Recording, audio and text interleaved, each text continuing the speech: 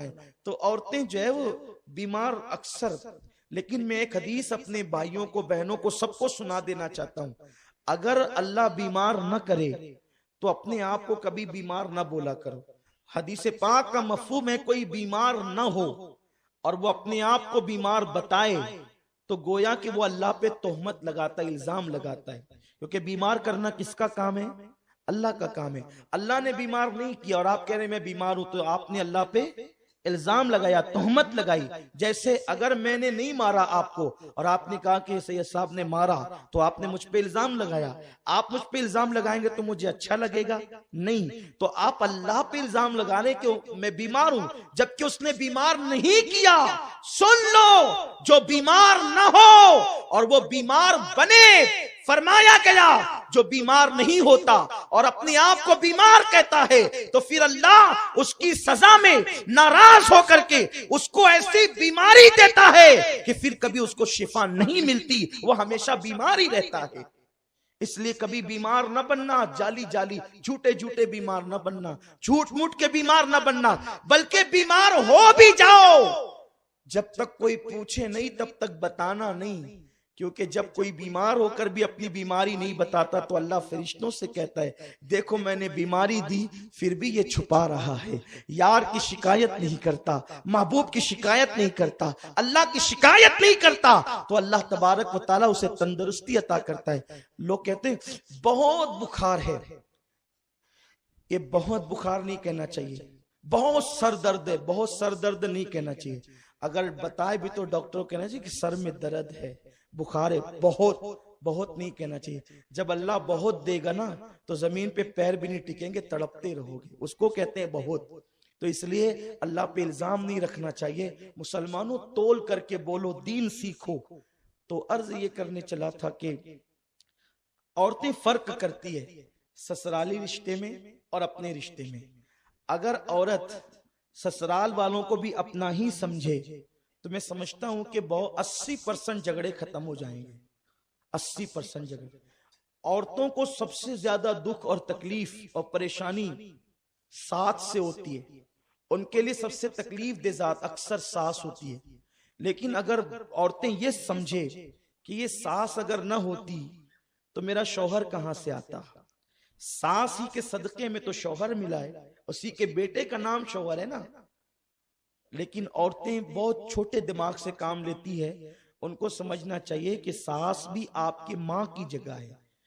ایک شخص نے اپنی بیوی سے پوچھا کہ بیوی یہ بتائیں کہ سب سے دنیا میں خوش نصیب عورت کون ہے، آپ بتا سکتی ہیں کون ہے؟ تو اس وقت اس کی بیوی نے جواب دیا کہ دنیا کی سب سے خوش نصیب عورت کا نام حوا ہے۔ شوہر نے تعجب سے کہا وہ کیسے؟ تو بیوی نے کہا اس لیے کہ حوا کی کوئی ساس نہیں تھی، اس لیے وہ سب سے خوش نصیب بیوی ہے، کہ جب ان کے یہاں ساس ہی نہیں تھی تو کوئی تکلیف ہی نہیں تھی۔ حالانکہ ساس ہو کر بھی عورتیں تکلیف سے بچ سکتی ہے، صرف ایک کام انہیں کرنا ہے کہ وہ ساس کو اپنی ماں سمجھے اور ساس کا ہر مطالبہ پورا کریں، محبت ہوگی گھر میں۔ کسی کو کوئی اگر نفرت دیتا ہے نا، نفرت کے جواب میں اگر ہم محبت دیں تو محبت ہی محبت ہوگی۔ بابا فرید الدین گنج شکر فرماتے ہیں کانٹے کے مقابلے میں کانٹے مت بچھاؤ ورنہ پوری دنیا کانٹوں سے بھر جائے گی۔ اگر کوئی کانٹا بچھائے کوئی کانٹا ہٹائے تو پھر کانٹے نہیں ہوں گے۔ یہاں ایک بات مجھے یاد آتی ہے اپنی گفتگو آگے بڑھانے سے پہلے، ایک لڑکی اپنی ساس کے ظلم سے تنگ آ گئی، اس لیے کہ اکثر ساس کا بھی مزاج ہوتا ہے کہ وہ اپنی بہو کو بہت دکھ دیتی ہے، تکلیف دیتی ہے۔ لیکن میں جو ساس یہاں موجود ہے، جو میری بوڑھی مائیں بہنیں یہاں موجود ہے جو ساس بن چکی ہے، جو اپنی بہو کو تکلیف دیتی ہے، میں ان سے صرف اتنا کہنا چاہتا ہوں کہ اگر اس تیری بہو کی جگہ تیری بیٹی ہوتی تو کیا تو اس کے ساتھ بھی ایسا ہی کرتی؟ وہ تیری بیٹی ہی کی جگہ تو ہے۔ اور سنو میرے رسول نے فرمایا کما تدین و تدان، کہ تم جیسا کرو گے ویسا ہی پاؤ گے. تو تم اپنے گھر میں اگر بہو پہ ظلم کرو گے تو تمہاری بیٹی پر بھی ظلم ہوگا. تم اپنی بیوی پہ ظلم کرو گے تو تمہاری بہن پر بھی ظلم ہوگا. اگر ساس اپنی بہو کو بیٹی کی طرح پیار دے تو وہاں اس کی بیٹی سکون کی زندگی گزارے گی, وہاں اس کی بیٹی اطمینان کی زندگی گزارے گی. اس لیے کوئی ساس اپنی بہو پہ ظلم نہ کرے. ایک لڑکی خاتون اپنی ساس کے ظلم سے تنگ آ گئی. اس کا خاندان بڑا شریف تھا, شریف گھرانے کی تھی. وہ ماں باپ کے پاس جب بھی جا کر ساس کی شکایت کرتی, ماں باپ کہتے بیٹی نباہ کر لو, بیٹی صبر کر لو, کیونکہ جو صبر کرے گا گھر والوں کی تکلیف پر اللہ اسے حضرت آسیہ کے ثواب کے برابر ثواب عطا فرمائے گا. بیٹی صبر کر لو. ماں باپ صبر کی تلقین کرتے رہے.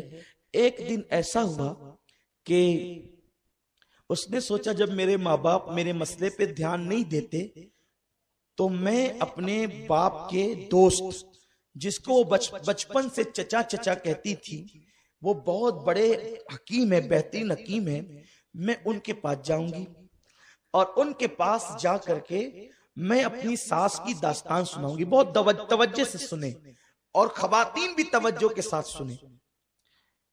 کہ اس نے سوچا کہ میرے ماں باپ جب میرا مسئلہ حل نہیں کرتے تو میرے والد کے جو دوست ہیں وہ میرا مسئلہ حل کر دیں گے, اور وہ بہت بڑے حکیم ہیں. تو اس وقت جو ہے وہ اپنے بچپن سے والد کے دوست کو چچا چچا کہتی تھی. وہ گئی اور جانے کے بعد کہا چچا جان میری ساس مجھ پہ ظلم کرتی ہے, گالیاں دیتی ہے, میرے شوہر کو بہکاتی ہے, وہ مجھے مارتے ہیں.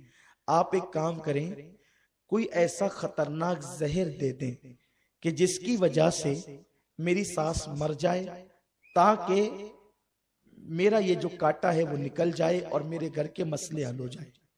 آج کل کی بہویں بھی ایسا کرتی ہے کہ ساس سے تنگ آ کر وہ کسی عامل کے پاس, تعویذ والے کے پاس جاتی کہ کوئی ایسا کام کرو کہ میری ساس کا منہ بند ہو جائے, وہ مجھے کچھ نہ کہے.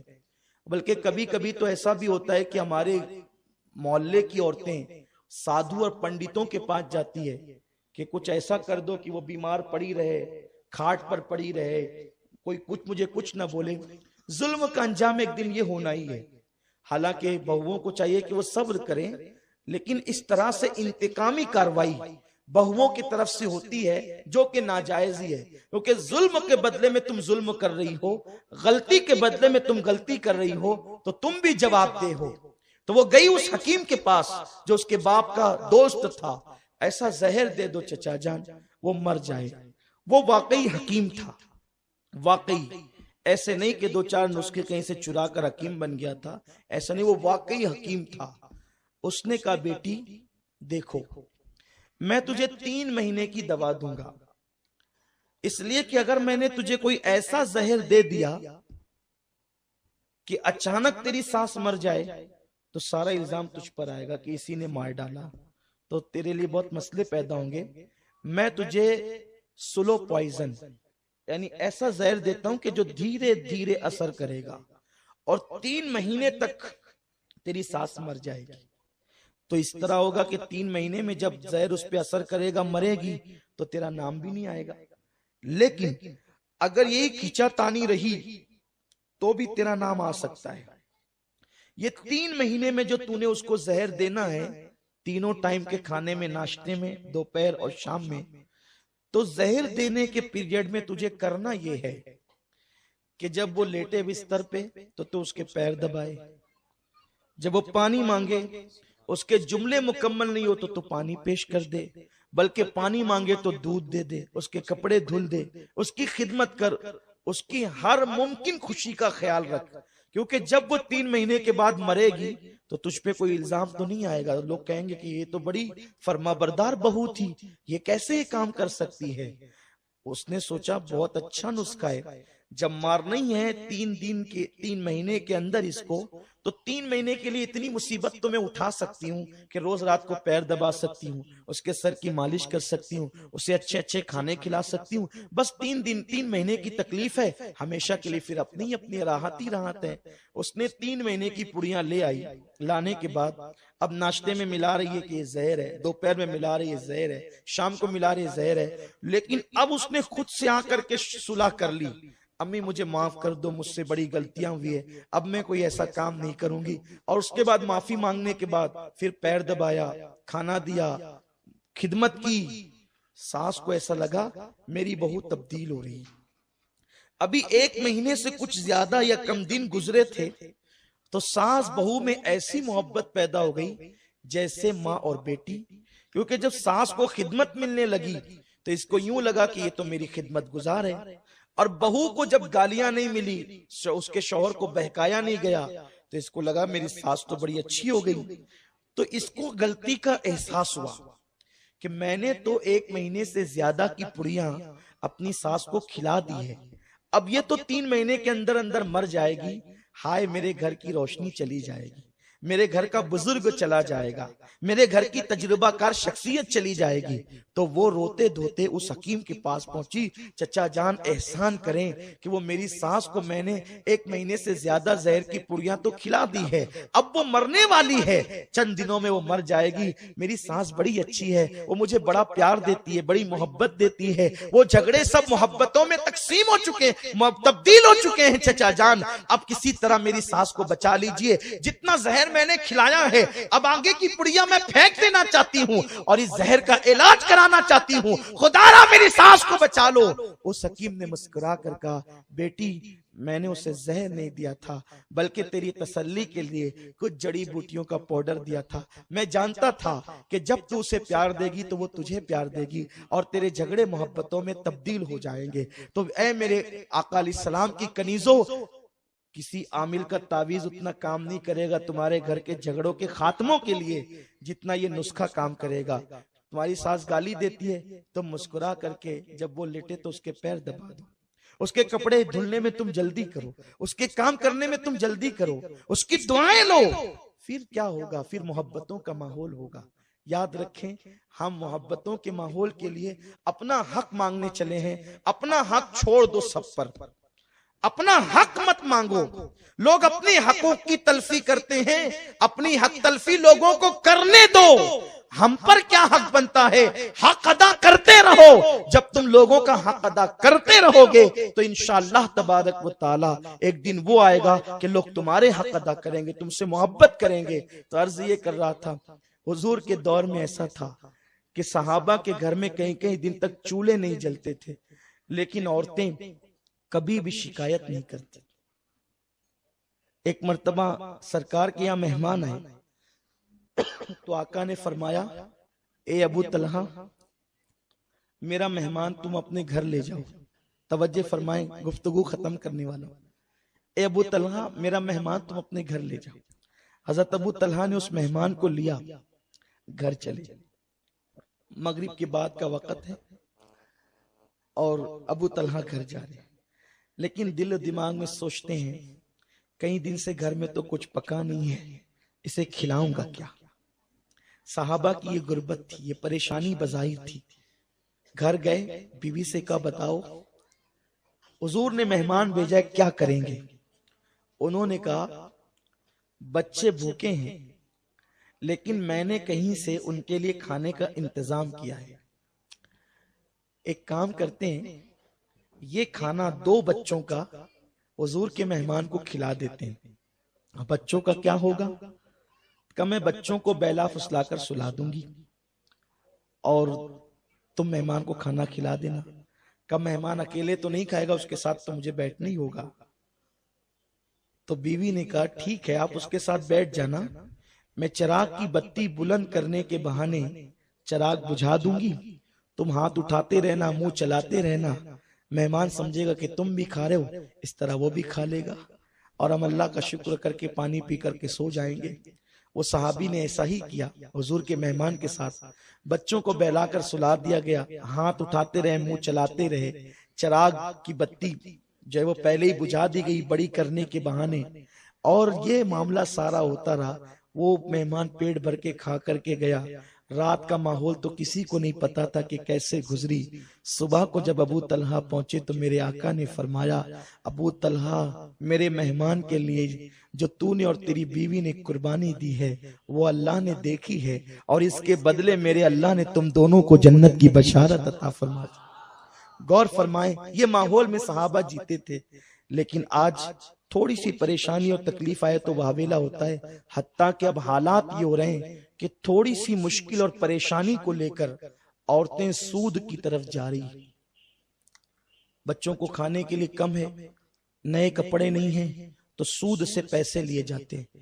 یاد رکھیں، جو سود سے پیسے لیتا ہے وہ بھی ملعون ہے۔ آقا نے فرمایا جتنا گنہگار سود دینے والا ہے، لینے والا جتنا گنہگار ہے اتنا ہی سود دینے والا بھی گنہگار ہے۔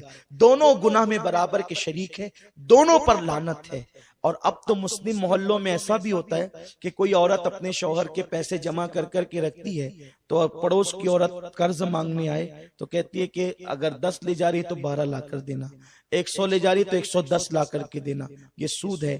میں ان بہنوں سے کہنا چاہتا ہوں، اپنے پیٹ میں جہنم کی آگ مت بھرو، کیونکہ میرے آقا صلی اللہ علیہ وسلم فرماتے ہیں قیامت کے دن سود کھوروں کو، سود کھانے والوں کو یعنی بیاج کھانے والوں کو اس طریقے سے اٹھایا جائے گا کہ ان کے پیٹ مٹکوں کی طرح ہوں گے، اور اس میں آگ بھری ہوگی، اور اس میں بچھو ہوں گے، اور وہ اٹھنے کی کوشش کریں گے لیکن اٹھ نہیں پائیں گے۔ لوگ کہیں گے یہ کون لوگ ہیں؟ تو فرشتے کہیں گے یہ سود کھور لوگ ہیں جو لوگوں سے سود لیا کرتے تھے اور کھایا کرتے تھے۔ اور حال یہ ہوگا کہ ان کو، استغفر اللہ، اللہ اکبر، ایک حدیث یاد آتی ہے، سود کھوروں کے لیے جہنمیوں کی شرمگاہ سے ایک پیپ کی نہر نکلے گی۔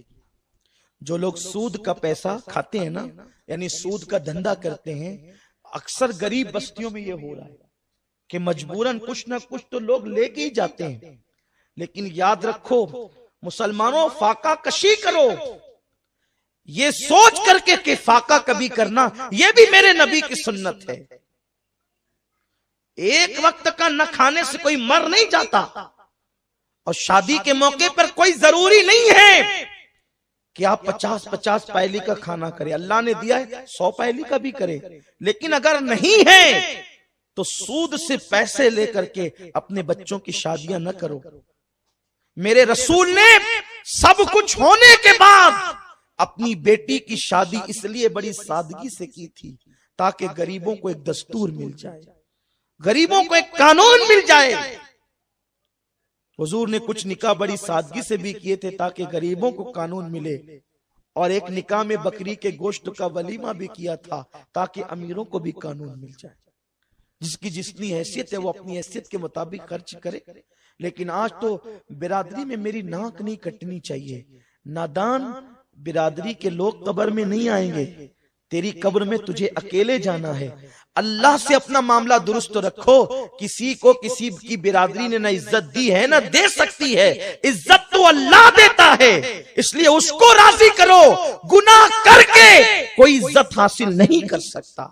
اسلام کوئی ایسی برادری کے قانون کو ماننے کے لیے تیار نہیں ہے جو اسلام سے ٹکراتا ہے۔ قانون کسی برادری کا نہیں چلے گا، قانون تو صرف اسلام کا چلے گا، اس لیے کہ ہماری برادری اسلام ہے اور ہمارا قانون قرآن ہے، ہم مسلمان ہیں۔ اسی لیے تو حضرت سلمان فارسی سے کسی نے پوچھا، سلمان تیری برادری کیا ہے؟ تو کہا میں اسلام کا بیٹا ہوں، میں مصطفی ہوں، میں اسلام کا بیٹا ہوں، میں مصطفی ہوں، میری برادری اسلام ہے اور میرا سرنیم مصطفیٰ جان رحمت ہے۔ یہ فکر ہمیں لے کر کے چلنا ہوگا۔ تو یہ کہ ہم اس کو دعوت دیں، اس کو ٹھیک ہے، ہم لوگوں کے یہاں کھا کر کے آئیں، انہیں کھلانا بھی تو ہوگا۔ آپ نے کوئی معاہدہ تو نہیں کیا تھا کہ آپ کھلانے تو ہم بھی کھلائیں گے۔ اس کی حیثیت کھلانے کی تھی، اس نے کھلایا، آپ کی حیثیت نہیں ہے، آپ پر کوئی ظلم نہیں، کوئی حکم نہیں ہے۔ اس لیے لوگوں تو عرض یہ کر رہا تھا جو سود لیتے دیتے ہوں گے ان کے لیے کتنا دردناک۔ میں یہ حدیث پڑھتا ہوں تو لرز جاتا ہوں۔ بے نمازیوں کے لیے بھی عذاب ہے، روزہ ترک کرنے والوں کے لیے بھی عذاب ہے، لیکن سود والوں کے لیے کتنا بدترین ہے۔ جہنمیوں کی شرمگاہوں سے پیپ کی نہر نکلے گی اور وہ اتنی بدبودار ہوگی، اور اتفاق سے اللہ اکبر وہ جہنمی جو ہوں گے، اللہ اکبر، وہ زانی جہنمی ہوں گے، اور زانی جہنمیوں کی شرمگاہوں سے اس وقت اتنی بدبو نکلے گی کہ وہ بدبو اگر دنیا کے انسانوں پہ کھول دی جائے تو سارے دنیا کے انسان مر جائیں، اور اسی سے وہ پیپ کی نہریں نکل رہی ہوگی۔ اس پیپ کی نہروں میں سود لینے والے دینے والے ڈبکیاں لے رہے ہوں گے، جیسے وہ سر اوپر کریں گے تو ایک بڑا سا پتھر ان کے سر پہ ڈالا جائے گا، انہیں منہ اندر کر لینا ہوگا۔ اس وقت تو فرشتے پوچھیں گے یہ کون لوگ ہیں؟ کہا جائے گا یہ وہ، فرشتوں سے لوگ پوچھیں گے یہ کون لوگ ہیں؟ فرشتے کہیں گے یہ وہ لوگ ہیں جو دنیا میں سود لیتے بھی تھے اور دیتے بھی تھے۔ ہم کس لیے سود لے رہے ہیں؟ نئے کپڑوں کے لیے۔ کس لیے سود لے رہے ہیں؟ بچوں کے لیے۔ کس لیے سود لے رہے ہیں؟ شادی بیاہ میں جہیز دینے کے لیے۔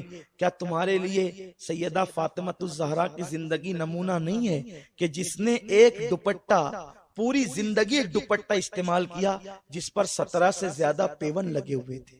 کیا ہماری بیٹیوں کے لیے یہ عبرت نہیں ہے؟ یاد رکھیں، جہاں سود ہوگا وہاں کبھی برکت نہیں ہوگی۔ میں نے بڑے بڑے تاجروں کو دیکھا، ان کو میں نے توبہ کے لیے بھی کہا، بڑے بڑے کروڑ پتیوں کو دیکھا، اربوں پتیوں کو دیکھا کہ وہ سود سے پیسہ لے کر کاروبار کرتے ہیں، ایک دن وہ گڑے میں جاتے ہیں، کیونکہ قرآن میں اللہ کا اعلان ہے اللہ سود کو گھٹائے گا، یعنی سود میں کوئی برکت نہیں ہے، اور اللہ تجارت کو بڑھائے گا۔ اس لیے محنت کرو، محنت کرو۔ عورتیں گھر میں ٹی وی دیکھنے کی بجائے، فلمیں دیکھنے کی بجائے، سنیما دیکھنے کی بجائے کوئی ایسا کام کاج کرے گھر کے اندر بیٹھے بیٹھے جس سے وہ اپنے شوہر کی مدد کر سکے۔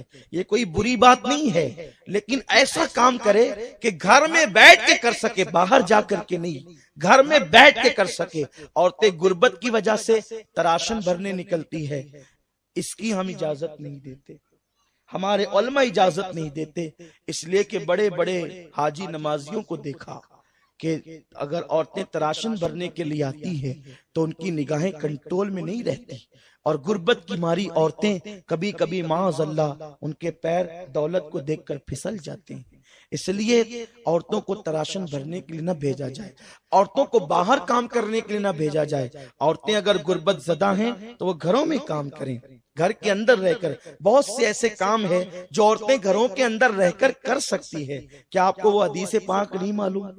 ایک روایت ہے، ایک شخص ہے، کہنے لگے یا رسول اللہ میں بہت تنگ دست ہوں، میں کیا کروں؟ آقا فرماتے ہیں شادی کر۔ حضور شادی ہو گئی، ایک آدھ دوسری شادی کر لے۔ انہوں نے دوسری کی، پھر اس کے بعد عرض کی یا رسول اللہ اور تنگی بڑھ گئی۔ سرکار نے فرمایا کہ شادی کر۔ کہا حضور دو تو کر چکا ہوں، کہا شادی کر۔ انہوں نے تیسری کی، پھر اور تنگی بڑھ گئی تو انہوں نے عرض کیا رسول اللہ اب تو تنگی بہت زیادہ ہی بڑھ گئی ہے، کیونکہ پہلے ایک پیٹ کا معاملہ تھا، ابھی تو تین تین کے خرچے کی بات ہے۔ حضور نے فرمایا کہ شادی کر۔ انہوں نے چوتھی کی۔ اتفاق سے وہ چوتھی دلہن کوئی ہنر جانتی تھی، وہ آئی تو اس نے ان تینوں کو سکھایا، اور جب یہ چاروں مل کر کے وہ اس ہنر پہ کام کرنے لگے تو اللہ نے ان کو مالا مال فرما دیا۔